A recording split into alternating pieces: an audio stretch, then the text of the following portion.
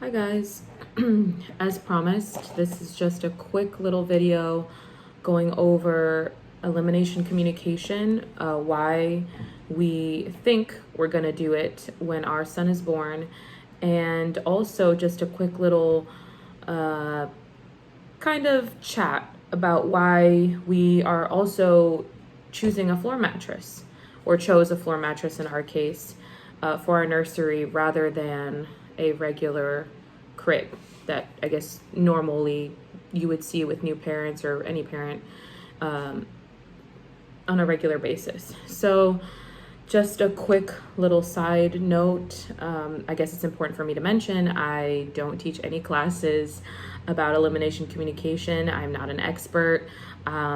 It's just something that I read about through research on my own about what the best way to have a respectful relationship with my son was. I came across it and I did a lot of research on my own. That's the truth. And it just spoke to me in ways that maybe modern diaper wearing, I would say, didn't. So yeah, I guess I just have to make that disclaimer for people, because really I don't want anybody thinking that I'm an expert or trying to tell others how to parent their children or raise their kids. So I just want to make that very clear ahead of time in case it's not clear, wasn't clear already. And if you see me looking down, it's because I have just a quick little notes, quick little notes, just so I don't forget what I want to talk about. So yeah, without further ado, I'm going to start with elimination communication.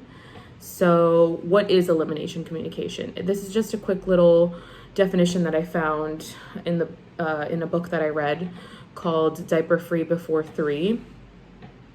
And it says, it is a gentle, non-forceful way to respond to a baby's natural hygiene needs from as early as birth. The example they gave was, instinctively, babies, like all mammals, do not want to be dirty or soiled for long periods of time. So what does that mean? Usually, if you're, what I've seen through family members, through friends that have had kids, a lot of the times children are in diapers even past the age of 3.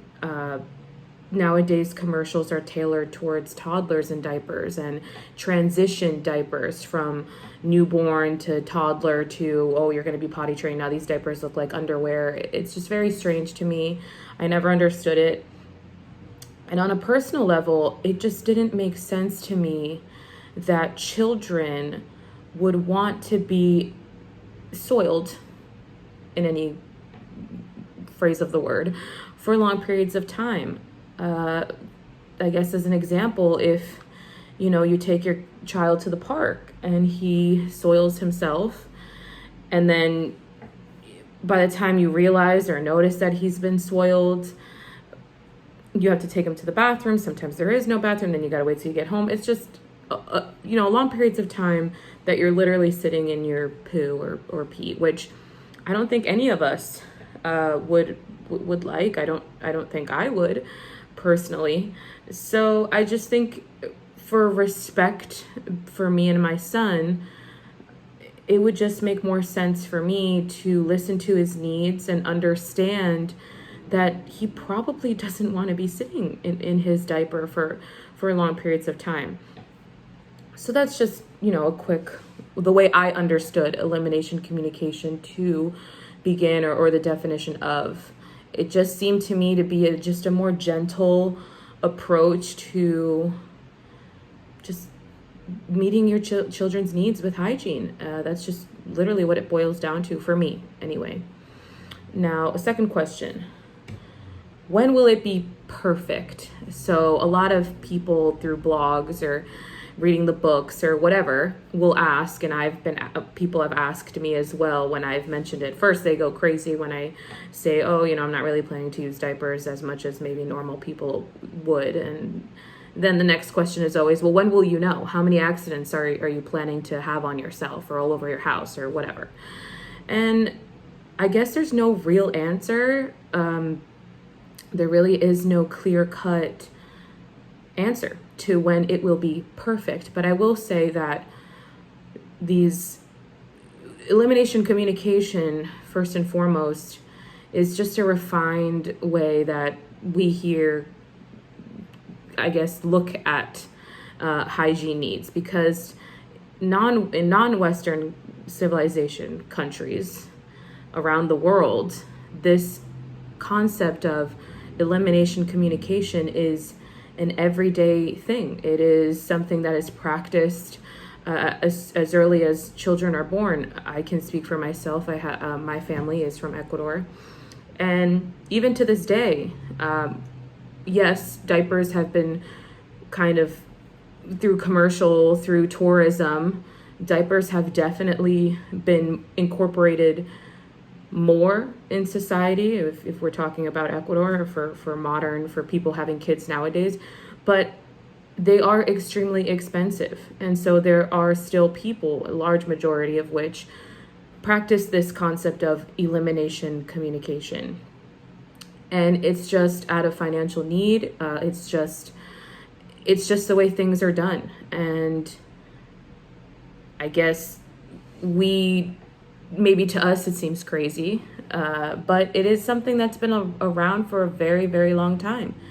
So what they have said, and what studies have shown, is that if you do it consistently, I know not everybody has time to do that, but for those that can, if you do it consistently, they say that by 3 months, it's very rare that you'll have an accident. You can almost clearly tell through your child's expressions, the way they communicate with you, that they need to use the bathroom. And by 6 months, it's almost 100% that you really are able to read those cues. Now, the key word, I guess, in that is consistency. So for me, it was something that it was easier for me to grasp my mind around, due to the fact that I do have the luxury of being a stay-at-home mom when my son is born. And I know not everybody has that luxury, and I that's why I want to specify that I'm not pushing this concept or this way of life on anybody. This is just what I think would work for us. And so I have that time frame. I have that luxury of being able to more consistently try and understand and read my son's cues when he does need to go to the bathroom, whether that be poop or pee. So those are the studies. I guess by 6 months, if done consistently, for the most part and for the majority of people, they have noticed that they can almost 100% clearly understand the cues that their children make with needing to use the bathroom. But I know that may seem crazy, but if you do think about it, if you know anybody that has kids, whatever age they are, but I guess in this case we'll talk about younger children, there probably are accidents as far as peeing goes, but as far as, pooping, for the most part, it's pretty obvious that a child is probably going to go number 2, whether that be, standing in a corner, getting this blank look in their eye, or they start to push and their face gets all red. You have that time frame, once you notice that, to be able to take your child, to the bathroom, a little toilet or some, or a little bowl or whatever that is. So from what I've read, there doesn't seem to be very many accidents when it comes to number 2, but I do see why there are accidents with number 1, and I'm sure that I will be running into that many times when my son is born. I'm sure of it, but it's something that we're willing to work with. It doesn't bother my husband or me. So yeah. Next question: how will I personally incorporate it? So we've given this a lot of thought. Like I said, that word consistency is important. However, with anything, with any concept, Montessori concept, fry parenting, anything like that you may read and you may want to incorporate in your life, it's important to kind of take things, or at least for me, it's important to take things as advice and not 100% guidelines. So when it comes to ride parenting, which it will be a next video of mine in the upcoming couple days, it's something that speaks to me and I want to incorporate almost 100%. But at the same time, I have to be realistic and say, well, this is great for most people, but it's not going to be great for me. And I'm going to try to incorporate as many concepts as I can as far as respectful parenting, but at the same time, keeping in mind that that doesn't always mean that I'm forced to stay within these guidelines of what probably doesn't work for my son or might not work for my son. So in this case with elimination communication, yes, it's important to be consistent. However, we've chosen to most likely still use diapers for two things. One, for sleeping, just because I'm not going to be there when my son is sleeping in his room, and to avoid, him soiling the bed every single night or every other night or however many times, we will be probably diapering while he sleeps, and then immediately, we don't know yet, he's not here, but immediately when he wakes up, we have to get into the routine of bringing, breastfeeding, bringing him to the bathroom, so on and so forth, or his little toilet in this case. And the second time we would be using diapers, most likely, would be when we're going out places, whether that be the doctor, the zoo, pumpkin picking, whatever it may be, just because the whole concept is to not have him be soiled for long periods of time. And if there is a moment where he does need to use the bathroom and I'm not able to take him, or there is no bathroom, or whatever the case may be, there's a line, you never know. I don't want him to be sitting in his poop or pee and then having to change him. I got to bring multiple, changes of clothes. It doesn't make sense to us in that way. I'm not saying that that's correct or anything. That's just what my husband and I have kind of talked about and kind of agreed to, that those are two times that we probably wouldn't be using elimination communication. But while we're home, which, like I said, I have the luxury of being home with him, I will be 100% as of right now planning to be using elimination communication as a part of our routine here at home when I'm with him. So yeah, that's why it's important to kind of have your own mindset, and it's important to read concepts, but at the same time put yourself in the position of those concepts and kind of be realistic with yourself. Will this work for me? Will it not work for me? Am I going to be doing more harm to myself stress-wise or whatever it may be to stick to these? That's something that I would encourage everybody to do. And that's why it's important to do a lot of research and read blogs from people and read people's opinions on how they've incorporated it, and what may or may not work for them may or may not work for you. And that's important to think about. So just really quick, like I said, this is just a very short little quick snippet on it. I don't want to speak too much on it because my son's not here and I don't know if it'll work for us. So I will obviously be doing an update once he's here and everything on how we've incorporated and how it's worked and all that stuff. So I don't want you guys to be discouraged that my video is so short or my concepts are so short. It's just I don't want to speak on something that I haven't used yet. So really quick, just 2 resources that I found personally helped me in understanding. There's so many websites that I've read over time. I don't remember them off the top of my head because I've just done so much research, but 2 resources that I found extremely helpful for me are the book that I mentioned before, Diaper Free Before 3 by Jill Lakovich, and a YouTube channel actually that a lot of my learning has come from. It's called At the Mellow Mama. I will put a link down in the bio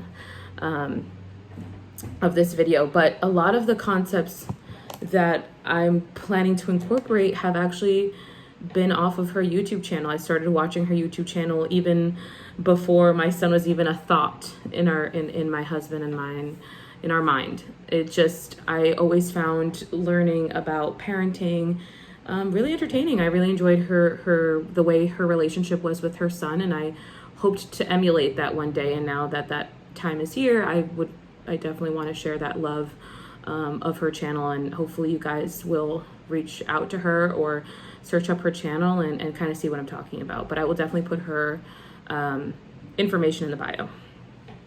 So as far as a floor mattress goes, why did we choose a floor mattress instead of a crib, right? I mean, that's a huge question for everybody. One of the reasons was finances. Cribs are, as some of you may know, whether it's a baby registry that you've wanted to buy for your friends, family, or yourself, cribs are extremely expensive, and they don't last very long. I know that there are cribs that will transition into beds in the future, but those are even more expensive than even your traditional crib would be. I mean, they're 500,000, whatever the number may be. The point being, they're extremely expensive. And it just didn't seem financially, I don't know. I don't want to speak on finances for anything, but it just didn't make sense for us, for my husband and I. And it just didn't feel right to ask family members to chip in for something that I just never felt comfortable with. And it just, think about the price difference between a crib and a mattress. Our mattress, thankfully, was actually a gift from my brother.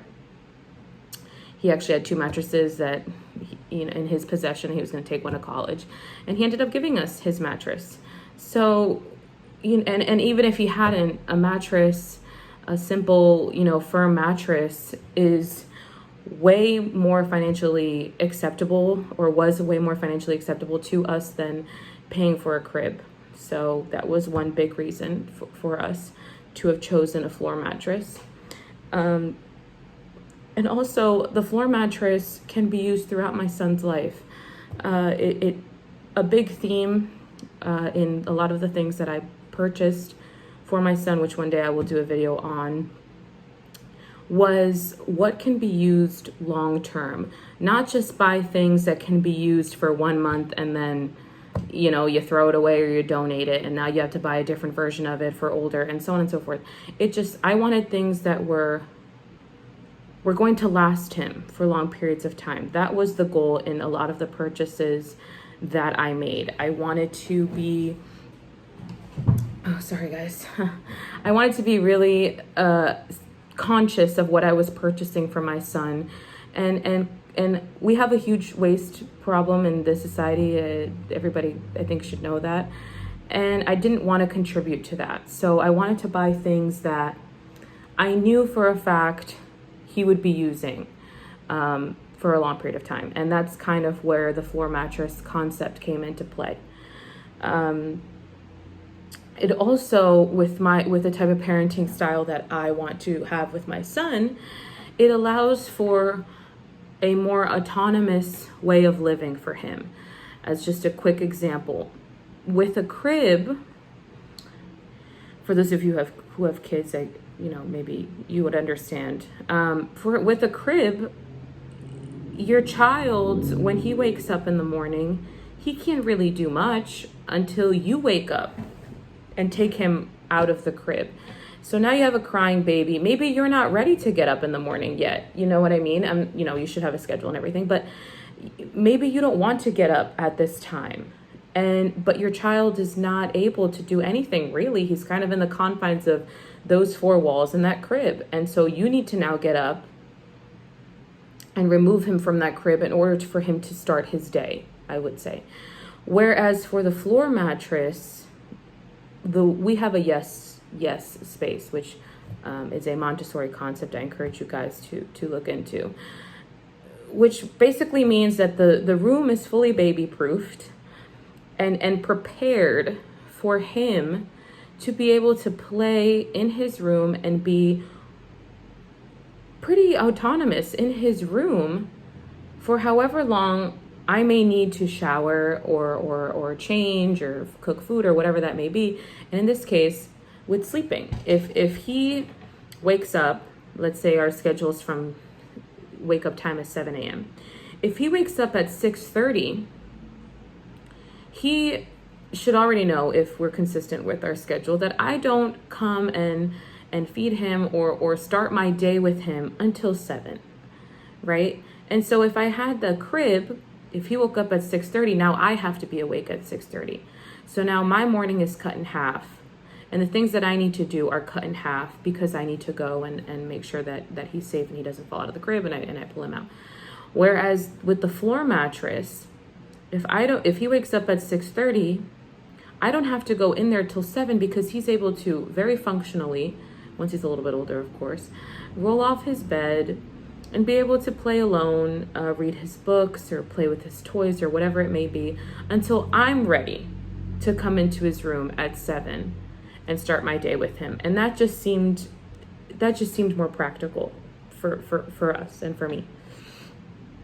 And that may be scary for some people. I don't know. It just seemed the most basic way to teach him to be independent. And that's the goal for me, is for my son, is to teach him to be independent. To teach him that it is okay to play alone for a little bit. It's okay to explore your surroundings, to explore your environment without me having to guide him and push him to do things that maybe he doesn't want to, maybe he's not comfortable with. That was a big thing for me. So it just made sense for me with this floor mattress. And also, just as a little side note, cribs are just super antiquated. If you look at if you do research on when cribs were created, why they were created in a time where kids didn't have their own room. I mean, people had to squeeze in a baby space, which in this case would be the crib, in tiny bedrooms, and so they needed that space, that safe space for their child, which in this case was presented by the crib. But nowadays, kids have their own bedroom. I know for my son, he has his own bedroom. It's not as big as I thought it would be, but it's still more than most people have, and definitely more than people had back when cribs were created. And so there is no need for a crib, in my opinion. And it also just didn't seem safe for me. How many stories I heard about kids getting their arms stuck in the crib, their head. It's very scary. Kids flipping over the crib and falling on the floor, because kids do eventually, start to stand up and they're able to flip over. It just didn't make sense to me. So that was a big thing for us. And just as a quick question maybe you guys might have is, which mattress did we choose? Now, I did just mention that my brother gave us his mattress. We were in between purchasing a mattress. It was actually the Minnesund, it's called, from IKEA, I believe.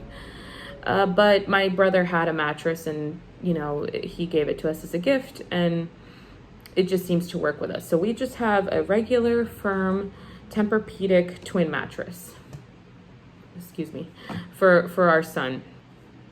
And I guess the importance of it has to be firm. It seems to be a great fit for us. We obviously haven't tried it yet, and that will be an updated video for you guys to see how it works and how my son likes it. But yeah, that's a quick little answer there. And how did I hear about it? So I started, like I said, with the Mellow Mama on YouTube. I believe one of her first videos was a floor mattress video, and I thought, I can't believe it. I have to click on this video because it just seemed crazy to me. Up to that time, the only way that I had known or seen kids sleeping was on a crib. And I clicked on it and I immediately fell in love with the concept. Just the way she explained it, why she chose it. It just made a lot of sense to me. It just spoke to me. Some concepts will do that for you. And that did it for me. So I would say that she was my first source into it. And as soon as I heard about it, I just started doing, looking it up, going on websites, right, parenting, Montessori websites, blogs, and just reading about it. That's right now we have research and internet at the palm of our hands. So if you see something you like, or you hear about something you like, just look it up. And that's what I did. I looked it up and I spent, has to be weeks, maybe even a couple months, just looking into, is this safe? Will it work for me and my family? and why it's better than a crib. That's just what I did, and those are the resources that I used to come up with my decision. And yeah, that is the end of this video. It is a quick video, guys, with a lot of small notes and concepts, pointers, because like I said, I haven't tried these things, but I did want to get this video out of the way so that when my son comes, I'm able to update you guys now that you know, or semi-know, that I'm planning to incorporate it, and maybe you guys can do some research on your own and send me questions either to DM on my Instagram, which I will put down here somewhere, or an email or something like that, and have any questions for me ready, so that way when my son comes and we do start using it, I can answer those questions and make another video tailored towards fully updating you guys on how it worked for us. I just, like I said, this is just an informal chat with everybody, just to kind of get this idea out of the way, so that way I can make my other videos, hopefully, if I don't pop anytime soon. I can get a couple other videos in before my due date, and hopefully update you guys on all those things. So I guess I leave this up to you guys in the comments section or in my DM on Instagram. What video would you guys like to see next? I have a couple ideas, but I'm not sure yet. And I don't want to say too soon, because I might have a little birth vlog coming soon, depending on when my son decides to show up. But I think my next video will probably be what's in my hospital bag. Very quick little video. I don't have a lot in there, but I figured maybe somebody out there would like to see it. So guys, let me know in the comment section if that's something you'd like to see, a what's in my hospital bag video, because I've had that ready for a couple weeks now. So I think I can make a little video on it. But if you guys want to see something else, maybe, I don't know, meet my husband or something like that, definitely put it in the comment section down below, or send me a message on Instagram and let me know what you guys want to see next, because this channel is really for you guys. It's just a really informal way for me to get to know you guys, and for you to get to know me, my family, my son when he comes, and kind of see our life through this. I mean, we're pretty normal people. Sometimes I think when people get big on YouTube, they kind of lose touch with reality, and we are pretty real people. I mean, we're just your a young couple. I think I mentioned it before in another video, but I'm 23, my husband's 22. So, you know, we're just trying to kind of figure our way through things. And yeah, we're just your basic run-of-the-mill people. So I know there's people out there that maybe can relate to us, and maybe would like to see that section of people better represented on YouTube, and maybe that I can fit in that category for you guys. We're not rich, we don't see us with a huge house and lots of cars and these crazy videos on YouTube. That's just not us. I don't think it ever will be. So yeah, we just want to fit into that niche for you guys, where a more realistic version of a young couple maybe. So I hope you guys like this video. Subscribe, give it a like, write any comments you'd like, any questions you may have on anything that I've mentioned in this video, and I will gladly answer your questions either on Instagram, email, or down in the comment section. And let me know what video you guys want to see next, because like I said, it's for you guys. And let me know.